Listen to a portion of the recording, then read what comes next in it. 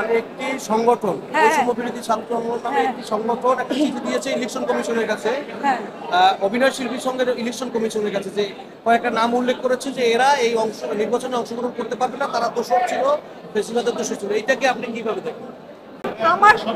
আমাকে যদি বলেন, আমি ব্যক্তিগতভাবে বলবো যেটা একটা উৎসব মুখর পরিবেশ।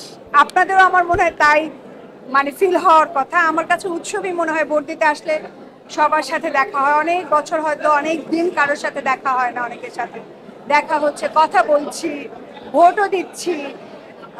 অন্যরকম একটা বিগত কমিটিগুলো যে কাজ করেছে এবং যারা নির্বাচিত হয়ে আসবেন তাদের কাছে প্রত্যাশার জায়গাটা কত থাকবে? প্রত্যাশার জায়গাটা পুরোপুরি থাকবে। যা কাজ দরকার, যতটুকু দরকার পুরোপুরি চাই। বর্তমান সময়ে এসে কিন্তু আমরা একটাই বিশৃঙ্খলা মিডিয়াতে দেখতে পাচ্ছি, যেমন নতুন নতুন কিছু ডিরেক্টর, নতুন প্রোডাকশন, তারা কিন্তু এই যে আপনাদের যে ইন্ডাস্ট্রি যে নিয়ম কানুনের পালাই নাই, এইটাকে আপনি কিভাবে দেখেন? একজন নিয়ম কানুন থাকতে হবে, না হলে ভোট কেন, না হলে অভিনয় শিল্পী সংঘ কেন, কিংবা প্রত্যেকটা এখন ধরেন ডিরেক্টর গিল্ডস বলেন, প্রডিউসার গিল্ডস বলেন, অভিনয় শিল্পী সংঘ বলেন, প্রত্যেকটাই তো আপনার কেন এটা তৈরি করা হয়েছে? একটা নিয়মের মধ্যে থাকার জন্য। এটা নিয়মের মধ্যে থাকার জন্য। অনেকে ক্যামেরা ফোন থেকে থাকা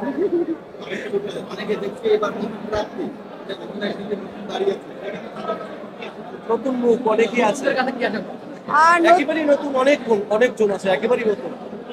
হ্যাঁ, নতুন আছে, অনেকেই নতুন আছে, একেবারেই নতুন। অবশ্যই ওদের কাছ থেকে আশা করবো, যেহেতু ওরা ভোটে দাঁড়িয়েছে, ওরা যতটুকু কাজ দরকার ওটা করবে। আপনাদের মতো ভূমি এবং এই ইন্ডাস্ট্রিতে অনেকদিন কাজ করছেন, আপনাদের মতো মানুষদের অনেকেই বলছে আপনাদের মতো মানুষদের আশা উচিত, আপনারা এটা কি? না, নতুন আসুন।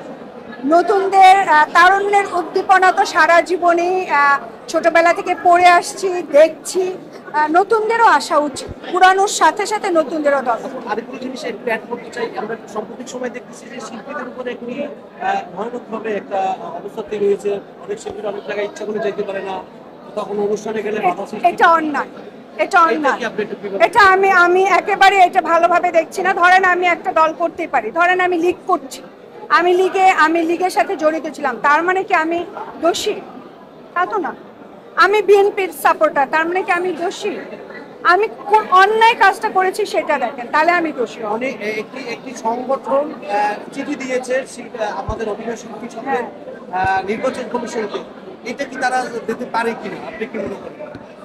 একটা চিঠি দিয়েছে যে একটা দোষরদের এই নির্বাচনে অংশগ্রহণ করতে পারবে না, এরকম করে নির্বাচন কমিশনকে একটা চিঠি দিয়েছে কয়েকজন শিল্পীর নাম উল্লেখ করে। এটাকে আপনি কি? আমি বুঝি না কথাটা। মানে একটি সংগঠন এই অভিনয় শিল্পী সঙ্গে পারবে না, এটা তো ওরা দিবে কেন?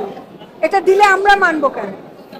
এটা তো আমাদের, শুধু আমরা যারা অভিনয় করি, এটা তাদের সংগঠনের। এখানে বাইরের আমি কারোর কথা আমি শুনবো কেন? সেই অধিকার রাখি কিনা ওরা? না, রাখে না, একদমই রাখে না। এটাকে আপনি কিভাবে দেখছেন? দেখছি না ভালো চোখে। ওরা কেন বলবে? আমি যেটাই আমি ওই রাজনীতির সাথে এটা কেন আসবে আমাকে বলেন? এটা আমি মানছি না, এটা আমি একদমই মানছি না। কারণ হচ্ছে আমাদের অভিনয় শিল্পী সঙ্গে জায়গাটা আলাদা, রাজনীতির জায়গা আলাদা ভাই। এখানে তো শুধু আমরা যারা অভিনয় করি, বাইরের লোক তো নিশ্চয়ই আসবে না এখানে।